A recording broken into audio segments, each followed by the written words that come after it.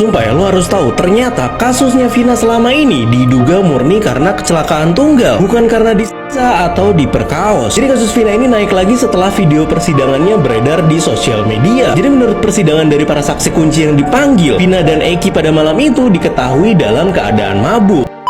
Bismillahirrahmanirrahim. Kami dari keluarga Sudirman mengucapkan terima kasih banyak kepada Ibu Neneng Imas Rukmini. Dan untuk motornya kami udah terima kasih banyak dan semoga berkah selalu. Dan untuk Sudirman ini saya rawat sampai Sudirman pulang. Amin. Permasalahan terkait dengan kasus Vina, tentu kita terus mengkaji apa yang sudah terjadi. Ya, ini semua kan proses sedang berjalan. Kita juga tidak bekerja sendirian, dengan teman-teman dari Propam, dengan Antiwasum akan bekerja sama untuk melihat ini semua. Nanti hasilnya ya sekarang sedang dalam proses. Segera copot PTDH dan kemudian proses pidana. Kapolres harus mampu menegur yang hentikan celotehan kau itu Bapak Kapolri. Kami nggak butuh pemimpin kepolisian Republik pengacur seperti Anda. Paham kau? Apa yang telah kau perbuat buat rakyat Indonesia sangat menyakitkan bagi kami rakyat Indonesia. Mana tindakan kau itu? Mana celotehan kau itu? Mana ketegasan kau itu? Mana presisi yang kalian bangun itu? Saya bukan lagi mengatakan kalau benar ya, tetapi fakta ini sudah terungkap di sidang, kasat mata, semua mata Republik, semua telinga mendengar itu. Gitu. Bukan seandainya benar, tapi ini kan terungkap di sidang gitu. Berarti hampir 100% benar ya. Tapi kalau hakim mau memungkiri itu ya silakan. Yeah. Risiko tanggul penumpang gitu, karena pasti akan dihujat oleh seluruh Republik ya. Hari ini saya dapat kabar bahagia di mana ada netizen yang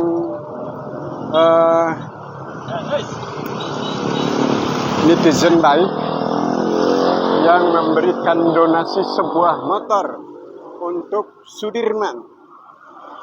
Barakallah. Saya sangat surprise. Karena bagaimanapun Sudirman itu kan terpidana seumur hidup. Dan ini bukti bahwa netizen Indonesia sangat respect terhadap kasus Vina Cirebon. Ini buktinya pemirsa. Ada sebuah sepeda motor Grace baru yang diberikan untuk Sudirman. Dan kebetulan ini motor juga atas nama Sudirman. Jadi sungguh sangat berbahagia saya secara pribadi karena Sudirman yang seperti kita pahami, seperti kita maklumi, beberapa hari ke belakang ditinggalkan ibunya wafat pada hari Kamis pekan kemarin. Dan hari ini pemirsa, ada seorang netizen yang baik hati yang memberikan sebuah sepeda motor baru. Mas Gary ini yang nuntun dari jalan raya sampai ke rumahnya Sudirman. Mantap. Ini ada orang baik. Masya Allah. Insya Allah. Saya sampai tidak bisa berkata-kata karena beberapa hari yang lalu atau sepekan lalu Sudirman ditinggal wafat ibunya, dan hari ini Masya Allah tabarakallah mendapat bantuan dari netizen yang baik hati sebuah sepeda motor Grace. Surat jalannya mana tadi? Surat jalannya saya serahin ya. Ini dari Bu Neneng Imas Rukmini. Ya. Ini dia surat jalannya. Buat Sudirman. Masya Allah, tabarakallah. TKB-nya atas nama Sudirman. Oh ya, tolong dirawat. Ya. Dan amanah nih ya. Kita sampaikan amanah ya. Dua ya. Ya. Terima kasih. Iya Pak. Saya ingin ngobrol nanti sama Pak Ismail dan Mas Gary. Iya. Ya Pak. Ya, Lilis. Ini buat Sudirman. Ya, Insya Allah kita berdoa sama-sama. jauh-jauh dari Bekasi. Ini Mudah-mudahan sebelum akhir tahun Sudirman udah pulang. jadi ya, saya jauh-jauh dari Bekasi. Ya. Ya, Mudah-mudahan sudah pulang ya Pak ya. Terus ini motor bisa dipergunakan walaupun belum bisa. Sebetulnya dulu nggak lancar banget sebetulnya, mudah-mudahan bisa dipergunakan ya Mas Kiri. Amin, amin. Atas nama keluarga silahkan mengucapkan terima kasih kepada Ibu Neneng Imas Rukmini. ya, silakan. Bismillahirrahmanirrahim. Kami dari keluarga Sudirman. Bismillahirrahmanirrahim. Kami dari keluarga Sudirman mengucapkan terima kasih banyak kepada Ibu Neneng Imas Rukmini, dan untuk motornya kami udah terima kasih banyak dan semoga berkah selalu. Dan untuk Sudirman ini saya rawat sampai Sudirman pulang. Mudah-mudahan Amin. Sudirman segera pulang Ya. ya. Mudah-mudahan ya. Amin ya Allah. Terima kasih banyak ya. Jalannya. Ya, Pak Ya. Ismail ya. Pak Ismail terima kasih yang sudah memfasilitasi ini. Saya ingin wawancara, Pak. Iya Pak. Gimana Pak Ismail cerita lalu kemudian Sudirman dapat 1 unit motor Grace ini? Ada ini Pak, hamba Allah ya, itu atas nama ya, bukan ini ya, Bu Neneng Imas Rukmini ini minta tolong sama saya diamanakan untuk ngasih motor ya Honda ya, apa Beat. Saya dikasih amanah jauh-jauh dari Bekasi, saya laksanakan malam baru nyampe. Ya saya ada uang tunai juga diamanakan, udah disampaikan sama Bapak. Berapa? Ya. Nggak apa-apa. terbuka. Ini nggak mau disebut nominalnya ya, maaf aja Pak, gitu. Pokoknya saya udah amanah, saya udah sampaikan, Jadi, walaupun saya lelah apa gimana gitu. Netizen ini selain memberikan 1 unit sepeda motor baru Dan juga uang sejumlah tunai. uang. Nah. Alhamdulillah. Gitu ya Pak ya, gitu. Mas Bu. Giri, Mas Giri. Apa tuh? Sebagai salah satu kuasa hukum Sudirman, apa komentarnya? Ya Saudara mudah-mudahan itu dapat bantuan sepeda motor luar biasa. ya alhamdulillah, kami juga terima kasih buat Ibu Neneng Isma Rukmini atas hadiahnya untuk Sudirman. Saya sangat bersyukur, semoga beliau ini dipanjangkan umurnya, kesehatannya dan rezekinya, amin. Itu aja sih, Ya, pesan buat netizen yang lain Pak Giri. agar kita mohon doanya, semoga insya Allah bisa bebas atas putusannya. Itu aja saya berdoanya. Oke, makasih Mas. Iya, alhamdulillah.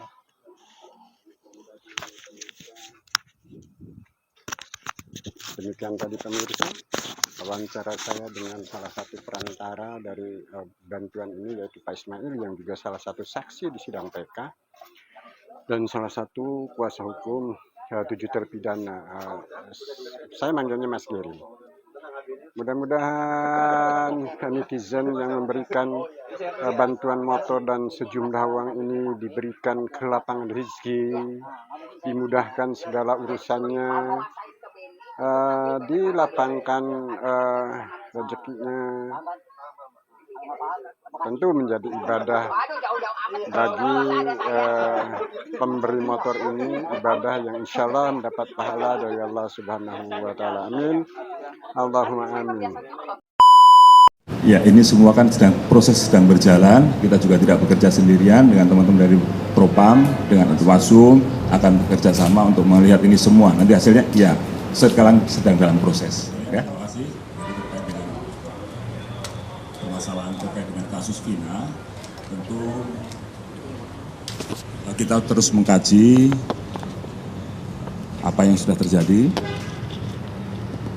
dan juga kita membuka ruang kepada rekan-rekan sekalian, kepada masyarakat untuk memberikan masukan-masukan terhadap penanganan kasus Vina ini.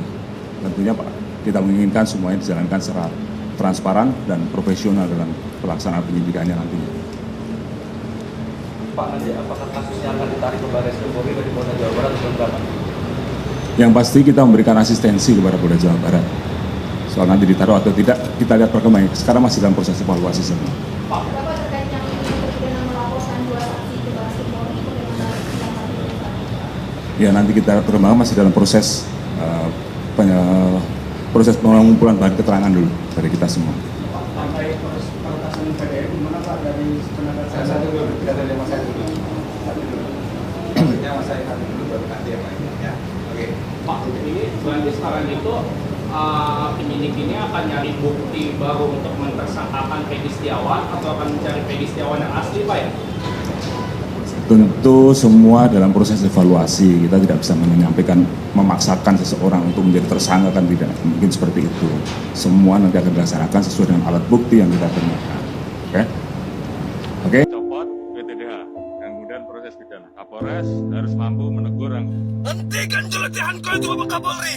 Kami nggak butuh pemimpin kepolisian Republik pengacau seperti Anda. Paham kau? Apa yang telah kau perbuat buat rakyat Indonesia sangat menyakitkan bagi kami rakyat Indonesia. Mana tindakan kau itu? Mana celotehan kau itu? Mana ketegasan kau itu? Mana presisi yang kalian bangun itu? Semua hanya bullshit belaka. Apa yang diterima rakyat Indonesia? Semua menangis, mengharapkan keadilan. Tetapi kalian diam, kalian pura-pura tidak lihat. Kalian buta dengan apa yang kalian lihat di hadapan kalian.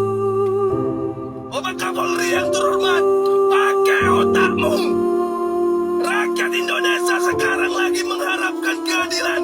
Rakyat Indonesia sekarang lagi menangis, bertumpahan darah, hanya mengharapkan kehadiran. Mana kalimat kau itu? Selalu terucap kalimat kau itu. Kalau tidak berani membersihkan ekornya, saya potong kepalanya. Kepala siapa yang kau potong? Bapak Kapolri, bahkan becengmu kau tunjukkan, kau arahkan di kepalaku. Saya tidak pernah mundur, walaupun bermuar darah kepalaku. Saya tidak akan pernah mengucapkan kata menyerah selama aku masih bisa menegakkan keadilan. Saya tidak pernah takut dengan siapapun. Ngerti kau Bapak Kapolri? Hentikan kalimat-kalimat pernyataan narasi yang kalian ucapkan di depan publik. Rakyat tidak butuh dengan kalimat kalian. Rakyat hanya butuh tindakan kalian. Sejauh apa dan bagaimana cara kalian untuk memperlakukan rakyat Indonesia mengharapkan keadilan. Saya sangat berharap kepada Bapak Presiden yang terhormat, Bapak Prabowo. Kami hanya berharap kepadamu supaya rakyat Indonesia bisa mengharapkan keadilan. Salam hormat dari kami generasi rakyat Indonesia merdeka. Pak Susno, sidang PK tentang kasusnya Vina dan Eki Cirebon kan sudah selesai ya Pak ya? Iya. Tapi kita sedang menunggu putusannya, betul. Bagaimana tanggapan Bapak tentang sidang terbuka tersebut Pak?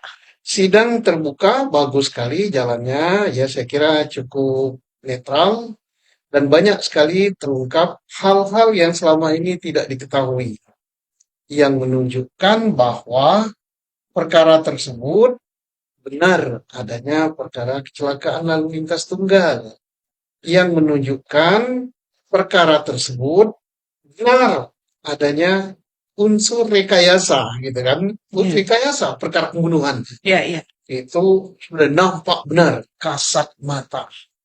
Yang ketiga, nampak benar para saksi bohong, banyak sekali gitu, kebohongan-kebohongan. Yang keempat, nampak benar entah sengaja entah tidak ya adanya ketelidoran atau ketidakmampuan aparat penegak hukum, baik penyidik, baik jaksa penuntutnya, maupun hakim pada tingkat pertama pengadilan negeri, tingkat banding, pengadilan tinggi, dan tingkat kasasi. Nah ini sangat mengecewakan ya. Saya bukan lagi mengatakan kalau benar ya, tetapi fakta ini sudah terungkap di sidang, kasat mata, semua mata Republik, semua telinga mendengar itu. Gitu. Nah sekarang nih Pak, seandainya PK itu dikabulkan, lalu bahwa ternyata benar ada rekayasa seperti yang Bapak sebutkan tadi, sanksi apa sih Pak yang pantas untuk para perekayasa ini? Nah, sekali lagi saya harap ya, bukan seandainya benar, tapi ini kan terungkap di sidang gitu. Berarti hampir ya, hampir 100% benar ya. Tapi kalau hakim mau memungkiri itu ya silakan. Risiko tanggul penumpang gitu, karena pasti akan dihujat oleh seluruh Republik ya. Karena ini kan putusan belum ya. Ya. Jadi hampir seluruh apa yang saya katakan tadi benar. Karena bukan kata Susno ya, tapi kata dan fakta hukum yang terungkap di sidang. Ini rekayasa, ini adanya kekerasan gitu kan. Kekerasan yang dilakukan untuk mendapatkan apa namanya pengakuan, kemudian ini kesaksian bohong banyak sekali dan sebagainya gitu. Dan ini yang jelas bukan pembunuhan tapi kecelakaan lalu lintas. Karena bukti kecelakaan itu makin lama makin habis, nyaris tak terdengar. Tinggal tersiksa keterangan aib si pembohong itu, tapi aibnya sendiri nggak tahu di mana gitu. Dan keterangan aib ini di copy paste oleh Rudiana. Yang lain sudah mencabut. Jadi bukan kata saya gitu ya, kata fakta hukum gitu. Kembali ke pertanyaan, sebaiknya diapakan? Ya sebaiknya aparat penegak hukum yang entah sengaja, atau tidak sengaja terlibat di dalam apa namanya merekayasa perkara ini dari lalu lintas menjadi pembunuhan, terlibat di dalam membuat kesaksian palsu atau kesaksian bohong, terlibat juga bahwa saling mengamini perkara yang dikirim penyidik, diamini oleh penuntut, diamini juga oleh majelis gitu, majelis yang menyidangkan gitu kan, yang sekarang nggak tahu sudah jadi apa majelisnya. Ya ini kita nggak boleh biarkan begitu, karena setiap kesalahan harus ada sanksi ya, apalagi menyangkut hak asasi manusia. 8 orang dihukum, 7 seumur hidup, 1 8 tahun. Dan sudah berjalan 8 tahun lebih sampai sekarang. Ini masalah tragedi kemanusiaan yang luar biasa. Dan mohon hakim PK jangan berlama-lama, segera diputus ini. Ini nasib manusia loh. Kalau gitu yang pantas diberi sanksi bukan hanya para penyidik Polri dong. Mengingat tadi Bapak bilang ada sederetan tim atau sederetan kaum yang menyusun itu. Kaum inkrah. Kaum inkrah itu tadi, Pak. Ya, sebenarnya kesalahan polisi nggak terlalu banyak ya. Kan saya membela polisi karena saya polisi. Seandainya hasil penyidikan polisi ini ditolak oleh jaksa penuntut umum karena tidak cukup bukti, ya tidak cukup bukti dan tidak adanya bukti-bukti saintifik, ditolak oleh jaksa, tamatlah ini. Tapi jaksa mengamini ini, rusaknya lagi. Ya saya itu antara ketawa dan sedih gitu. Tawa miris ya Pak? Ya, mentertawakan hakim kita. Hakimnya ada 3 majelis loh. Karena ini tiga putusan ya. Putusan 1, putusan 2, putusan 3. Jadi tiga kali sidang. Saksi dijadikan tersangka, tersangka jadikan saksi, namanya displit. 3 berkas berarti 3 majelis hakim. 3 majelis hakim tingkat pertama, 3 majelis hakim tingkat banding, 3 majelis hakim tingkat kasasi. Kok terperdaya oleh keterangannya aib si pembohong itu yang di copy paste oleh Rudiana. Nah ini gimana kualitas hakim kita yang katanya benteng terakhir penegakan hukum. Ya mudah-mudahan benteng terakhirnya itu ada DPK. Tapi kalau hakim PK mengamini juga ini, ya udahlah, tamat. Bisa bubar negara ini Pak. Sekarang kalau kita bicara tentang para penyidik Polri-nya ya Pak ya, batasan mana sih Pak untuk sanksi terhadap mereka ini? Apakah cukup pelanggaran kode etik saja? Ya tidak. Pelanggaran kode etik itu pasti ya. Yang kedua, pidana ya. Karena misalnya ikut merekayasa dan terungkap juga kan Sudirman yang terakhir itu mengajukan PK dengan membawa bukti luka tembak cacat tubuh di punggung ya, dan katanya dilakukan di kantor polisi dan ini harus disidik tuntas. Tidak boleh keterangan ini diabaikan dan menjadi liar karena akan merusak institusi saya. Saya sangat cinta pada Polri. Buktikan benar apa tidak keterangan ini. Kalau keterangan ini tidak benar, Sudirman dituntut. Kalau benar, pelakunya ditindak. Karena ini pelaku ini bukan institusi, tapi oknum Polri. Jadi siapa yang harus ditindak? 1, siapa yang melakukan penyidikan, kalau betul, kalau jika andai ada penyiksaan. Itu jelas pidana. Penyiksaan itu pidana, penganiayaan. Kedua, kalau betul ada rekayasa, harus ditindak. Siapa itu? Para penyidik 2016 untuk perkara pembunuhan. Pembunuhan tanda petik, karena ini jelas laka lantas. Penyidik mana? Penyidik di Polres Cirebon Kota 2016. Terus siapa lagi? Penyidik, karena ini di take over ke Polda Jawa Barat yang menangani perkara 8 terdakwa ini atau 8 terpidana ini. Penyidiknya, kasubditnya, dan kaditnya, kadit risumnya. Ya kalau ke Kapolda mungkin terlalu tinggi, mungkin Kapolda nggak tahu ini. Tapi kalau Kapolda tahu ya Kapoldanya harus ditindak juga. Sumpah ya, lo harus tahu, ternyata kasusnya Vina selama ini diduga murni karena kecelakaan tunggal, bukan karena disiksa atau diperkaos. Jadi kasus Vina ini naik lagi setelah video persidangannya beredar di sosial media. Jadi menurut persidangan dari para saksi kunci yang dipanggil, Vina dan Eki pada malam itu diketahui dalam keadaan mabuk. Dan para saksi ini memiliki bukti chatting di tahun 2016 yang menyebutkan kalau Vina pada saat itu mengajak mereka untuk minum. Dan di persidangan tersebut juga menghadirkan dokter forensik yang menyebutkan kalau struktur tengkorak korban ini 70% adalah karena kecelakaan, bukan karena kekerasan. Akhirnya dari barang bukti, keterangan saksi kunci, dan dokter forensik, muncullah dugaan kalau kasusnya Vina selama ini adalah murni karena kecelakaan lalu lintas. Dan kalau kita backtrack, kasus Vina itu jadi ramai karena pada percaya sama sebuah statement dari orang yang kesurupan setan. Sampai kasusnya dibuat film, sampai ada korban salah tangkap, itu semua karena pada percaya sama perkataan orang yang kesurupan setan. Dan dugaan terbesar yang paling masuk akal dari ini semua adalah karena ayahnya Eki, yaitu Ibtu Rudiana, yang gak puas mengetahui kalau anaknya sama Vina mengalami kecelakaan. Lalu muncullah statement dari orang kesurupan, dan kasusnya ini dipanjangin berlandaskan perkataan dari setan yang memasuki orang. Pasti bakal banyak banget pertanyaan dari kalian, kenapa bisa begini, kenapa bisa begitu. Jadi saran gue nonton dulu video persidangannya biar diskusi kasus ini bisa jadi lebih masuk akal, biar nggak bawa-bawa unsur setan atau orang kesurupan.